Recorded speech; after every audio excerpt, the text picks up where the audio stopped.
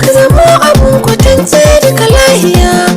A sanadi na so ana ciwon zuciya, shi kwarashin masoyi kan sanya jijiya. Ni an zana zuciyata domin ki ne, zuciyar gangar ciki na duk naki ne.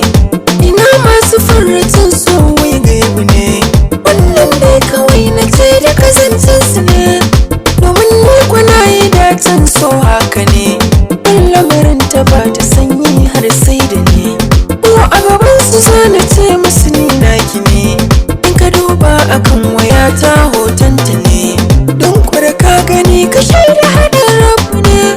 Ke dai zana jaddadawa kan sirri ne, wani safkan a duniya ta masoya da ni.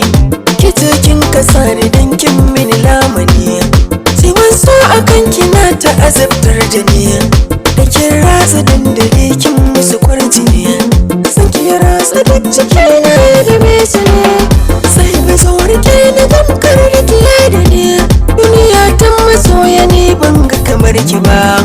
Balan fesa bai ta kan ya mai nasaba, kin ji sarauniya cikin su kina kan gaba. Kin zama laila ne ko majanun sai marhaba, zuciya ta aminta san ki ba ta kasa ba. Ko me zana yo akan ki ba zan faɗi ba. Ni kogi na so da ƙaunar ki na tsinduma, so ki fitar da ni domin keke da ragama. A fagen so sinadari kin zama malama, duniyar masoya da san ki nake takama.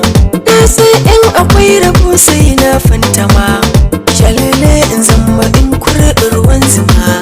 Zuciya ta yi fare kina yi mata hidima, so a cikinsa ɗanɗano ne na sinadari, amma sai ga wanda ya rike alkawari. Shi ne wanda za ya gane akwai sihiri, shawara zana ba ku kun rike alkawari. Da rike sahibar ka za ka faso a gari, ko da za a maka ɗaure a cikin mari. Inda rabo a sha biki har a yi bidire, isaf kan na ce a so mu rike gaskiya.